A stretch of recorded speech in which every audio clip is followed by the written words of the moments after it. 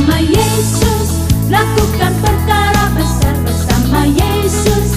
Tidak ada yang sukar bersama Yesus, ada jalan keluar untuk masalahku, untuk masalahmu, untuk masalah kita semua. Kami bersyukur pagi hari ini kami boleh beribadah kembali. Kami boleh bersama-sama masuk dalam hadirat ini. Kami boleh bersama-sama untuk menikmati kekuatan yang daripada Engkau. Saat ini kami rindu mendengar firman-Mu, Tuhan, yang menjadi dasar kekuatan dalam hati kami, menjadi dasar Tuhan boleh melangkah dengan tidak merasa takut kembali, karena Engkau yang menyertai kami. Terima kasih Bapa. Urapi hamba-Mu, urapi kami semua. Kami siap mendengarkan firman-Mu. Kami sambut firman-Mu hanya di dalam nama Tuhan Yesus kami berdoa. Haleluya. Amin. Silakan duduk. Shalom. Puji Tuhan kita bisa bersama-sama kembali di dalam pagi hari ini. Kita bisa menyembah Tuhan. Kita percaya Tuhan menyertai kita. Amin. Kita percaya Tuhan tidak pernah membiarkan kita, tidak pernah meninggalkan kita. Yang kita baca ayat itu ya di dalam Ulangan 31 ayat yang ke-8. Ulangan 31 ayat yang ke-8. Ulangan 31 ayat 8 demikian bunyi. Sebab Tuhan, Dia sendiri akan berjalan di depanmu. Dia sendiri akan menyertai engkau. Dia tidak akan membiarkan engkau dan tidak akan meninggalkan engkau. Janganlah takut dan janganlah patah hati. Ada beberapa hal di sini dikatakan Dia berjalan di depan kita. Dia menyertai kita. Dia tidak membiarkan kita, bahkan juga tidak akan meninggalkan kita. Kalau kita disuruh jalan sendiri, kemungkinan ada rasa cemas, ada khawatir, takut. Kalau kita berjalan sendiri tanpa pimpinan, tanpa penyertaan Tuhan, kita mungkin merasa cemas. Tapi ayat ini mengatakan sebab Tuhan, Dia sendiri yang akan berjalan di depanmu. Dia sendiri yang menyertai engkau. Dia sendiri yang tidak akan membiarkan engkau, tidak akan meninggalkan engkau. Sekarang apa yang kita khawatirkan, apa yang kita takutkan? Dan kalimat itu ditegaskan karena ada yang takut atau yang patah hati. Patah hati dalam arti dalam bahasa sehari-hari katakan itu cemas, khawatir. Nah, ketakutan inilah yang seringkali manusia dihantui, bahkan dicengkeram, sehingga manusia tidak bisa bergerak. Sehingga dikatakan manusia ini berhenti karena ada rasa takut. Berhenti tidak bisa melakukan apa-apa, mungkin juga bisa dikatakan mati karena ketakutan dan kecemasan. Hal ini ditulis dalam kitab Ulangan ini karena saat itu adalah rasa yang mencekam, sehingga bangsa Israel pun merasakan kekhawatiran. Musa yang lantas telah diganti oleh Yosua mendapatkan firman, jangan takut. Musuh di depan memang besar, banyak, tapi aku yang berjalan nanti di depanmu. Aku sendiri akan menyertai engkau. Ada rasa khawatir manusia, ada rasa cemas, takut. Kita baca di dalam Lukas 21 ayat yang ke-25. Lukas 21 ayat 25. Kita sambung seterusnya. Dan akan ada tanda-tanda pada matahari dan bulan dan bintang-bintang, dan di bumi bangsa-bangsa akan takut dan bingung menghadapi deru dan gelora laut. Ya, pada akhir zaman gelombang atau suasana atau berita atau kabar yang membuat seseorang jadi takut. Baik itu kejadian karena alam, kejadian karena disebutkan ini matahari, bulan, bintang, Dan di bumi ini yang merasakan ketakutan, kekhawatiran. Sekali lagi, ketakutan, kekhawatiran ini yang membuat manusia, bahkan anak-anak Tuhan, kemungkinan besar tidak berani melangkah, tidak berani bergerak. Ketakutan. Ayat 26, coba tampilkan 26. Ini yang lebih bahaya. Orang akan mati ketakutan. Karena apa? Kecemasan. Berhubung dengan segala apa yang menimpa bumi ini.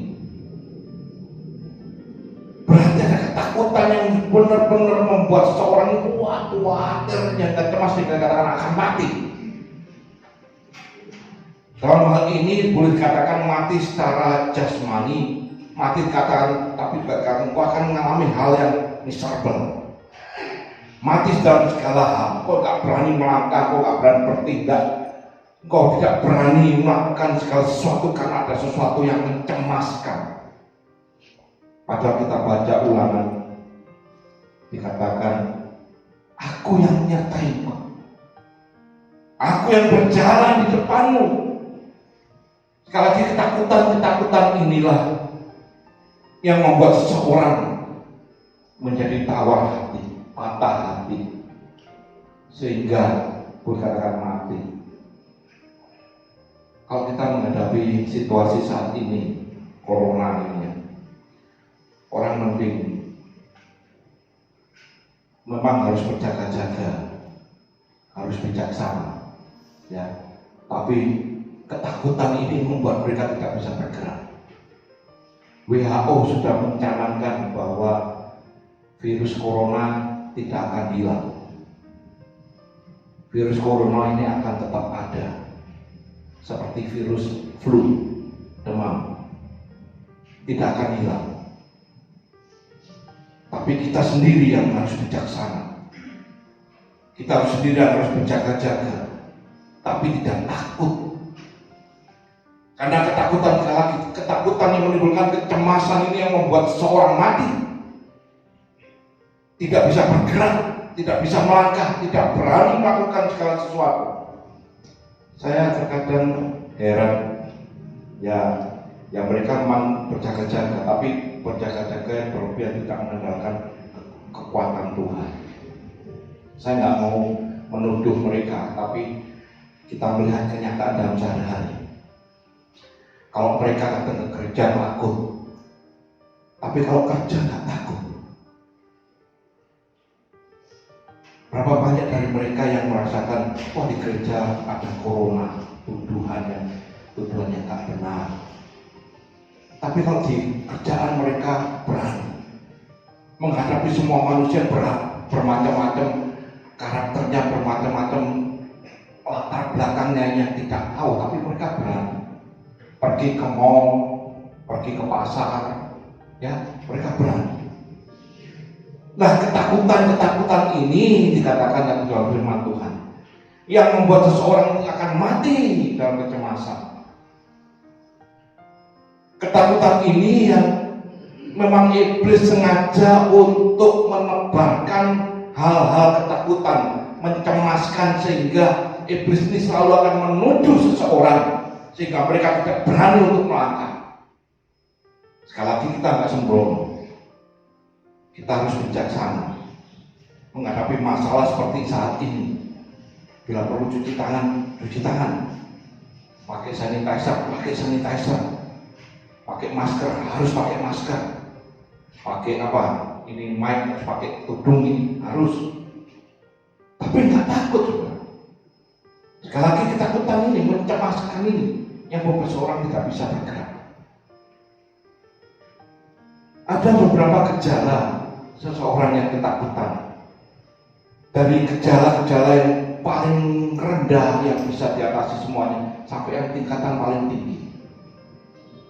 Nah, ketakutan yang bagaimana yang tidak dikehendaki dalam firman Tuhan. Ada gejala orang mengalami gejala ketakutan, yaitu fobia. Fobia atau trauma. Ya, fobia itu lebih rendah, trauma itu lebih tinggi.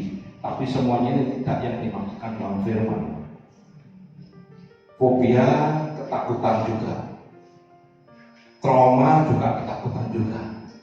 Tapi apabila fobia atau trauma ini sampai mengena dalam jiwamu, dalam pikiran, itu juga nanti akan menggeser iman seseorang untuk bisa bergerak.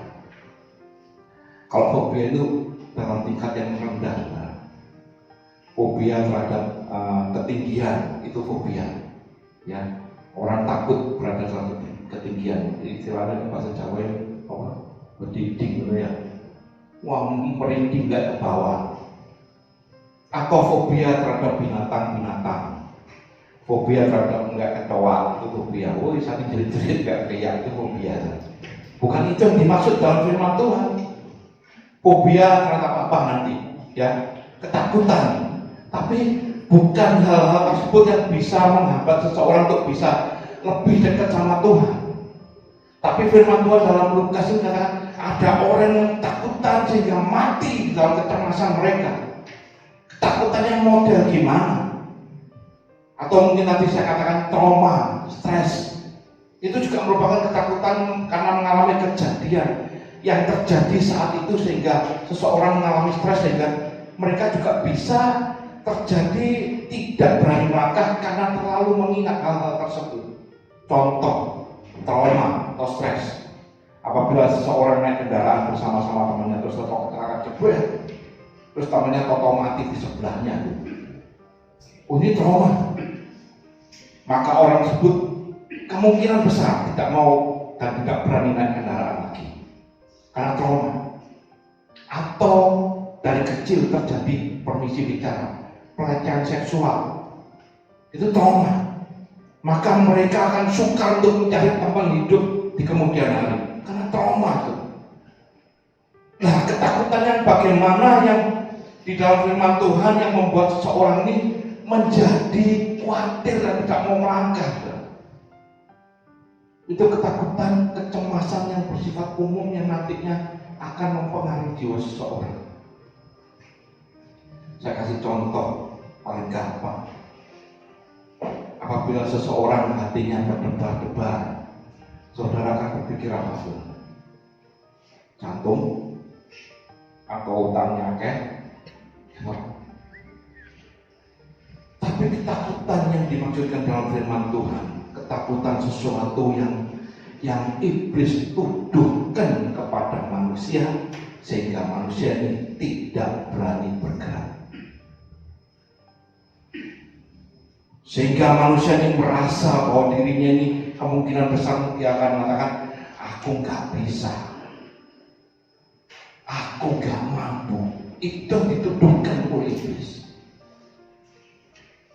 Aku tidak layak di hadapan Tuhan. Memang semua manusia nggak layak di hadapan Tuhan. Maka apabila Tuhan sudah memberikan izin perkenanan, maka tuduhan ini bisa ditolak. Nah, kecemasan, ketakutan inilah. Tapi sampai sekarang banyak orang yang merasa ketakutan, kecemasan ini berlebihan. Sehingga mereka ini sekali lagi nggak percaya diri. Sehingga mereka lagi, apa itu istilahnya, khawatir yang berkelanjutan. Saya kasih contoh ya, saudara pasti akan berpikir merasakan khawatir yang berkelanjutan. Kalau saudara batuk-batuk, misalkan sini ada yang batuk-batuk kan? Ya, contoh siapa yang batuk-batuk?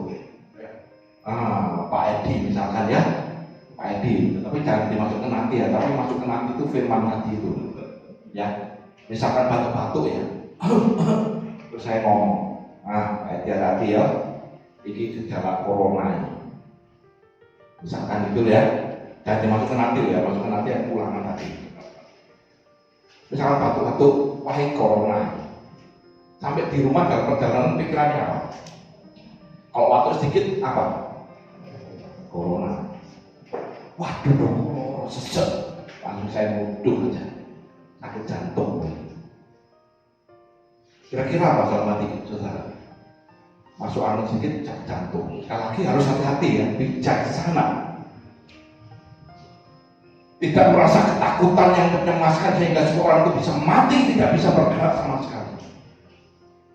Kalau iblis menuduh seseorang untuk bisa membuat seseorang itu tidak maju kembali, tidak bisa bergerak, seperti yang Lukas tadi katakan, maka mereka akan mati ketakutan karena kecemasan. Siapa yang sudah tidur?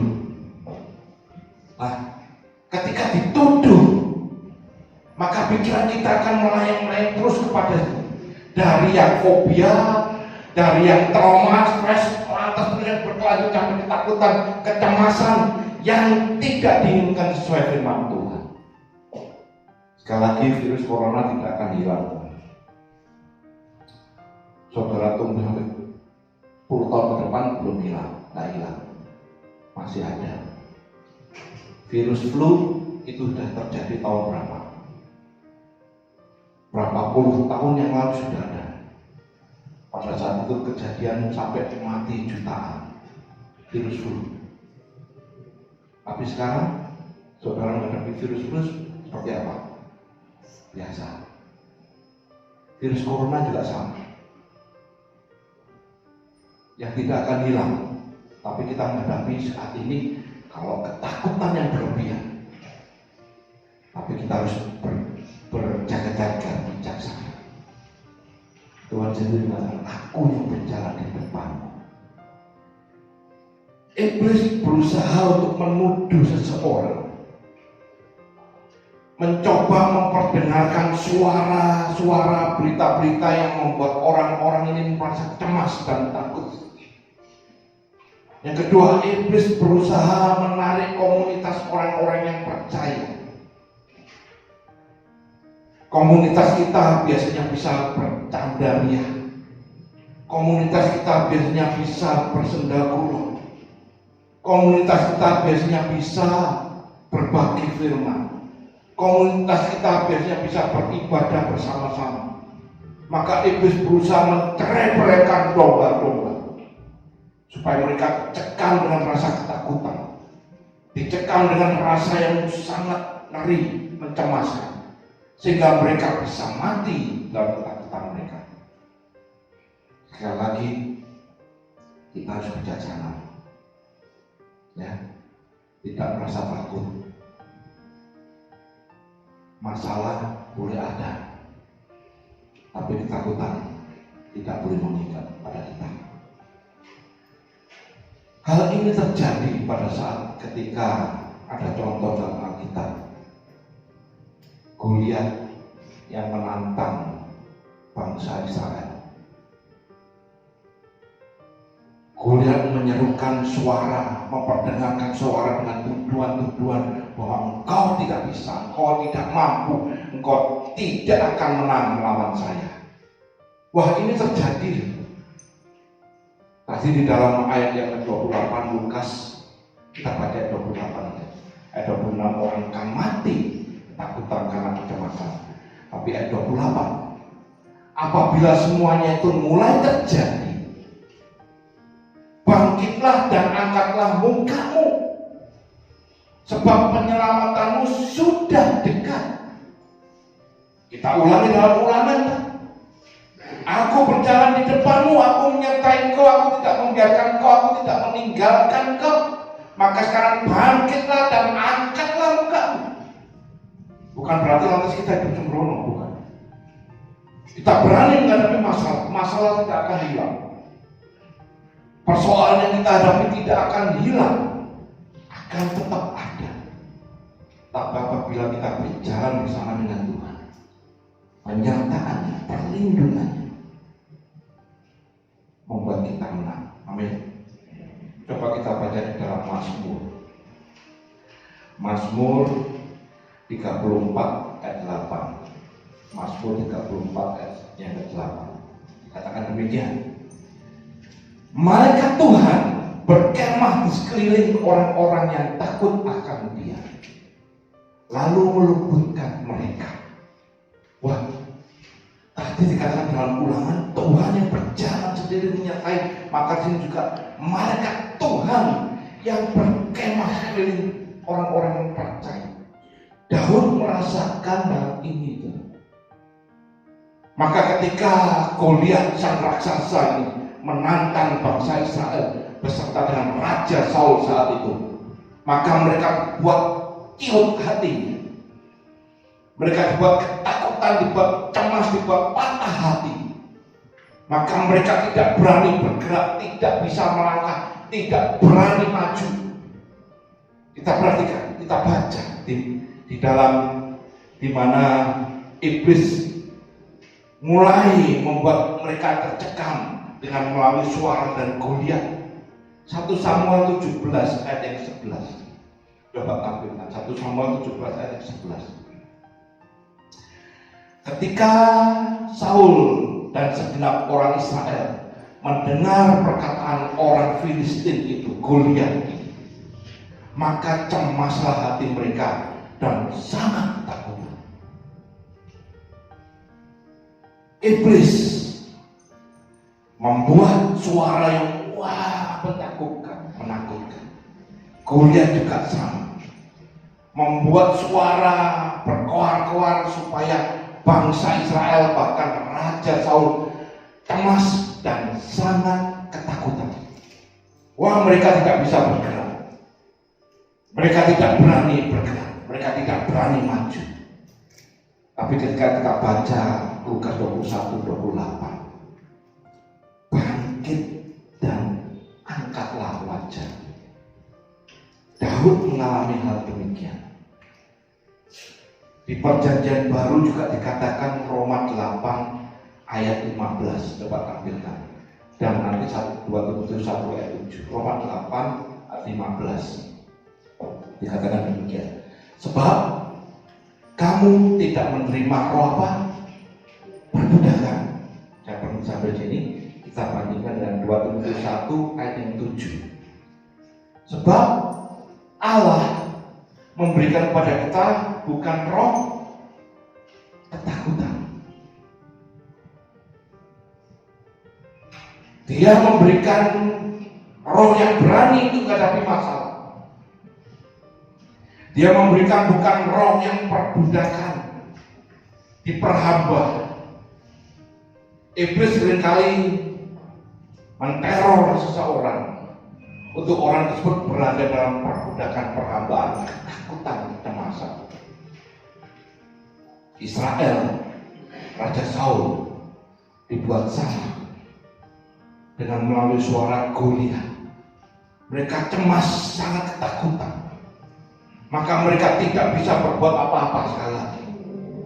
Tapi Daud menghadapi semuanya ini. Karena Daud mengerti, maka dituliskan di dalam Mazmur, ada malaikat Tuhan yang berkemah sekeliling orang-orang yang takut. Orang yang merasa ketakutan, orang yang merasa dalam kecemasan, maka mereka akan mengatakan tidak mungkin. Tidak mungkin kita bisa menghadapi semuanya ini. Tidak mungkin kita bisa menang, tidak mungkin kita bisa maju, tidak mungkin, gak mungkin semuanya. Maka saat itu juga sama. Rakyat Israel, bahkan Saul, Raja Saul mengatakan tidak mungkin. Kita buka 1 Samuel 17 ayat yang ke-33. 1 Samuel 17 ayat yang ke-33. Tetapi Saul berkata kepada Daud, tidak mungkin. Nggak mungkin. Gak ada masalah seperti saat ini kok. Bisa mah hidup gimana? Ekonomi lemah semua pada anjlok semua. Tidak mungkin loh. Tidak mungkin kita bisa maju, tidak mungkin kita bisa bergerak, tidak mungkin. Tapi apa jawaban Daud? Di dalam ayat selanjutnya, di dalam ayat yang 34, hal yang tidak mungkin ini. Tetapi Daud berkata kepada Saul, hambamu ini sudah puasa. Saudara kena flu biasa enggak? Biasa, yakin. Daud mendengar suara dari Saul. Nggak mungkin kowe menang. Gak mungkin kamu bisa maju. Itu tuduhan seperti yang iblis lontarkan. Gak mungkin kamu bisa. Gak mungkin. Tapi Daud katakan, hal ini sudah biasa. Maka di dalam perjanjian baru, dalam 1 Korintus 10 ayat 13, Paulus menuliskan, pencobaan yang kamu alami adalah pencobaan yang luar biasa. Benar. Pencobaan yang kamu alami adalah hal yang biasa. Seperti Daud mengalami banyak teror, intimidasi dan sebagainya. Berhadapan langsung dengan orang yang kuat, berhadapan langsung dengan musuh yang besar. Mereka ngomong, tidak mungkin kau menang, tidak mungkin kau bisa menghadapi situasi ekonomi yang ada saat ini, tidak mungkin kau bisa bangun. Lukas 21 kata, bangun, angkatlah kepalamu, angkatlah wajahmu, karena penyelamatan sudah dekat. Maka Daud berani. Sekali lagi Daud tidak sembrono, menghadapi musuh yang gede ini tidak sembrono. Maka ketika dalam perjalanan Daud menuju perkemahan Israel, maka Daud berjalan di hilir sungai. Maka dia memilih mempersiapkan batu, 5 batu yang dipilih oleh Daud. Dipilih, berarti dia mempersiapkan, dia berjaga-jaga, dia bijaksana, dia membawa tongkat, membawa pengali-ali, bahkan batu yang 5 biji. Sama seperti keadaan sekarang. Saudara diperhatikan dengan masalah apapun juga, saudara harus bijaksana. Cuci tangan bercuci tangan, ya, pakai masker ya pakai masker. Bukan sembarangan, Tuhan menyertai aku, Tuhan berjalan di depanku, yo. Jangan mencobai iblis, jangan mencobai Tuhan. Ya. Tapi Daud bijaksana, tapi dia mengerti. Yang menyertai aku adalah Tuhan semesta alam. Yang menyertai aku, dikatakan dalam Ulangan ini, aku yang berjalan di depanmu, aku tidak akan meninggalkan kau, tidak akan membiarkan kau. Maka Daud pegang firman ini. Maka di dalam Mazmur itu ditulis, maka Tuhan yang berkemah sekeliling orang-orang yang bertakut percaya sama Dia.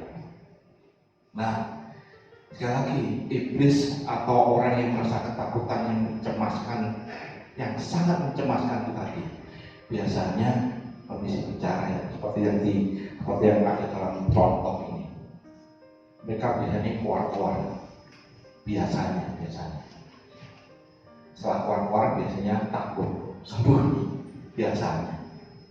Sama seperti yang dilakukan oleh Goliat, oleh Saul. Mereka mengintimidasi nggak mungkin, dan juga biasanya mereka ini hanya berada dalam lingkup yang kecil, kemenangannya lingkup kecil. Tapi apabila bersama dengan Tuhan, lingkupnya luas, lebih gede. Yuk kita baca ya, lingkupnya mereka, lingkup yang intimidasi itu lingkup kecil. 1 Samuel 17 ayat 44. 1 Samuel 17 ayat 44.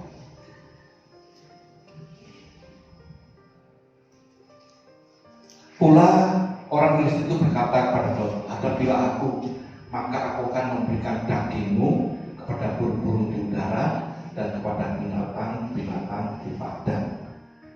Menghadapi Daud nih, ya, jangan menghadapi aku, dagingmu tak kasihkan burung-burung di udara dan binatang-binatang di padang. Ini kotanya cuma situ.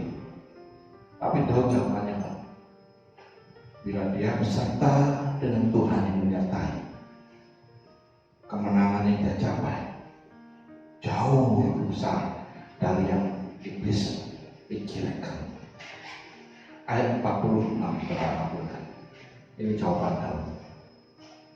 Hari ini juga Tuhan akan menyerahkan engkau ke dalam tanganku, dan aku akan mengalahkan engkau dan memenggal kepalamu dan tubuhmu. Hari ini juga Aku akan berikan mayatmu dan mayat tentara orang Kristen kepada burung-burung di udara dan kepada binatang-binatang bersama tuh. Tapi belum berakhir. Supaya seluruh bumi tahu bahwa Israel mempunyai Allah yang hidup. Nah ini bedanya. Orang yang disertai dengan Tuhan, orang yang takut akan Tuhan, orang yang percaya, mereka tidak cemas menghadapi situasi apapun juga. Bahkan ruang lingkup kemenangannya bisa disampaikan pada seluruh bumi. Ya, ini hebatnya. Dan kalau kita perhatikan dalam pertandingan Daud dan Goliat, semestinya yang takut itu Goliat atau Daud. Dan Saul takut, rakyat Israel takut, seluruh rakyat Israel. Daud mestinya takut ya? Enggak, kebalik. Yang takut itu Goliatnya. Daud datang dengan baju gembala. Baju gembala ya, bawa tongkat. Tongkatnya pasti dari kayu, kan? Mungkin tongkat besi, tongkat kayu, bawa ketepin, ya pengalih-alih. Tapi Goliat datangnya dengan apa? Kalau dia berani, kalau dia nggak takut, mestinya dia datang dengan pedang-pedangan dari kayu, bener kan? Wong ini tongkatnya dari kayu. Tapi dia datang dengan apa? Tongkat. Wah, besi, amin. Daud datang dengan pakaian sederhana. Mestinya Goliat juga pakaiannya sederhana. Tapi Goliat datang dengan pakaian apa? Lengkap dari ketopong sampai kakinya tutupi kuabah. Yang takut Goliat atau Daud? Daud mengerti dia punya Allah semesta alam, Tuhan semesta alam. Dia katakan Goliat khawatir. Waduh, ini musuh kita ternyata lebih gede. Di belakangnya ada seorang yang tokoh yang mendampingi dia. Maka Goliat datang. Wah, kamu menganggap aku sebagai anjing. Permisi bicara, bukan kita bukan anjing, bukan. Goliat menamakan dirinya sebagai anjing. Rendah. Tapi Daud datang. Kamu datang dengan tombak lebih semua lengkap. Tapi aku datang dengan nama Tuhan semesta alam. Wih, karena Daud mengerti ketakutan yang berlebihan, yang mencemaskan, membuat mati seseorang. Ketakutan yang menggerogoti jiwa pikiran, membuat seorang tidak bisa maju, membuat seorang tidak bisa bergerak. Mereka akan berhenti dan menggigil ketakutan, takut, bahkan mati. Tapi Daud, kita melihat contoh di sini, dia berani. Dan ayat dalam Lukas 21, bangkitlah sekarang, angkatlah mukamu, angkatlah wajah. Penyelamatmu sudah dekat, penyelamatmu datang. Maka Daud mengangkat, aku datang dengan nama Tuhan semesta alam. Menang, menang. Demikian saudara saya, menghadapi masalah apapun juga yang terjadi dalam dunia ini, menghadapi situasi apapun juga, kita boleh bisa bangkit dan mengangkat kepala kita, karena Allahku penyelamat.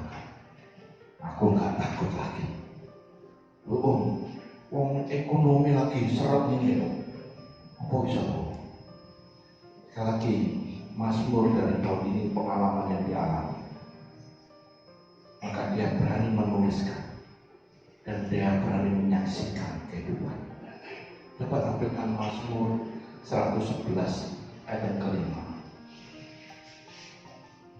Mazmur 111 ayat yang kelima. Dikatakan demikian. Bisa diberikannya apa? Ekonomi susah ya. Tapi Tapi ini janji Tuhan. Diberikannya rezeki pada orang-orang yang takut akan Dia. Ia selalu ingat untuk selama-lamanya akan perjanjian.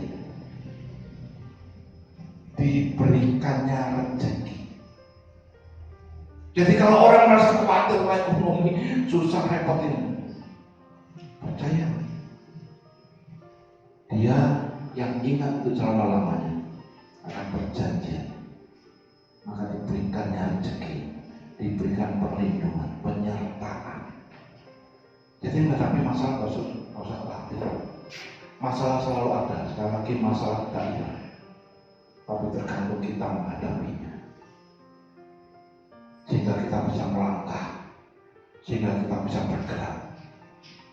Saya seringkali melihat dalam dunia politik ini, saya senang dengan Presiden kita, Pak Jokowi. Ya, wah, dengan semangat dia nggak takut menghadapi masalah apapun juga. Masalah corona ini nggak takut dihadapi, karena corona yang musuh si gede, misalnya Amerika, ya, musuh Cina, ya, tandingi, wani, cilik-cilik mati cilik, ya, berani menghadapi. Kenapa? Dia yakin, percaya. Ketika kita ketakutan ini menggerogoti seorang, maka ketakutan ini membuat orang itu tidak bisa bergerak. Sampai bisnis online banyak kok. Dengan adanya bisnis online ini, wah, berkat melimpah, benar lah. Tuhan bisa buka jalan dalam segala cara. Dikatakan diberikannya rezeki pada orang-orang yang takut akan Dia. Pagi hari ini juga kita sama. Bangunlah, bangkitlah, angkatlah wajahmu. Penyelamatmu sudah dekat. Bangkitlah, bangun, angkatlah wajah. Dia yang tidak pernah meninggalkan engkau, yang tidak pernah membiarkan engkau, bahkan Dia selalu menyertai engkau. Dia berjalan di depan. Selalu ingat ayat ini, Ulangan 31:8. Jangan ingat tadi yang saya kasih contoh, waktu corona, begitu mah. Waktu sedikit, aduh corona mah, waduh tenggorokan, tapi corona. Ketakutan yang mencemaskan hatimu. Tapi loro ya obatono, ya minum obat.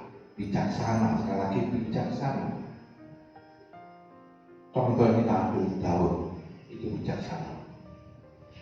Di dalam keadaan apapun juga, dia berharap pada Tuhan.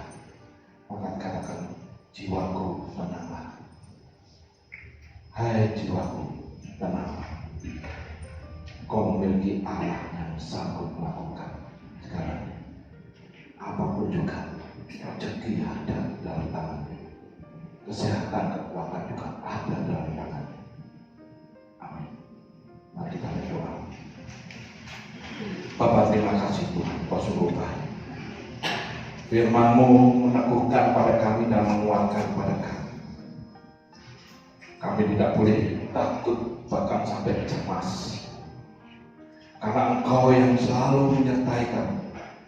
Firman-Mu sendiri yang mengatakan Engkau berjalan di depan kami. Engkau tidak membiarkan kami, Engkau tidak meninggalkan kami. Bahkan malaikat Tuhan berkemah sekeliling orang-orang yang takut akan Dia.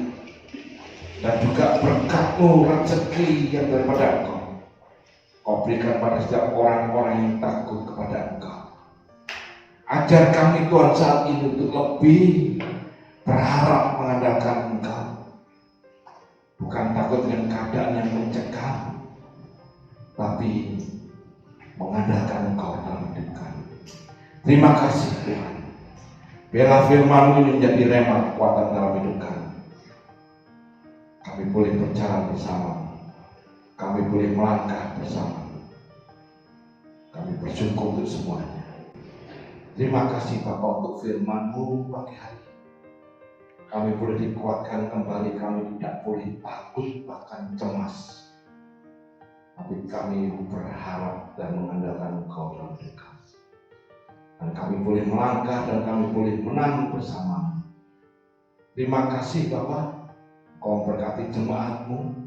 Dan apabila sebentar kami boleh berpisah pulang, kalau saat ini kami teringat untuk minggu ini, untuk bulan ini, bagi anak-anak yang Kau berkati, mereka sudah menerima hari yang indah.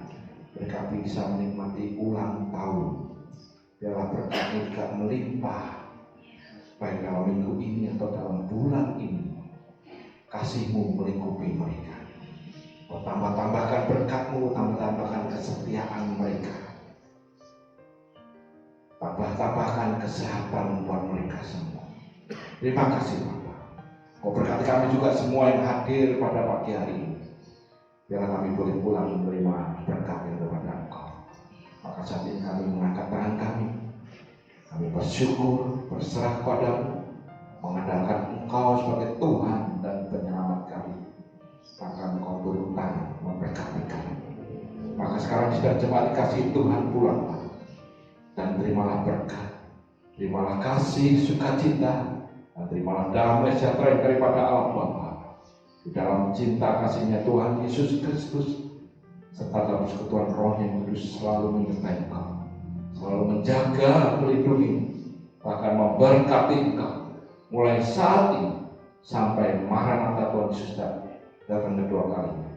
Dan biarlah kita menerima semua berkat ini hanya di dalam nama Tuhan Yesus Kristus. Dan biarlah kita semua percaya berkatakan amin. Yesus, Anak Domba Allah, Juru Selamat umat manusia. Yesus, Tabib yang ajaib, Dia menyembuhkan, Dia menguduskan, Dia membenarkan, Dia Raja segala raja. Bersama Yesus lakukan perkara besar. Bersama Yesus tidak ada yang sukar. Bersama Yesus ada jalan keluar. Untuk masalahku, untuk masalahmu, untuk masalah kita semua.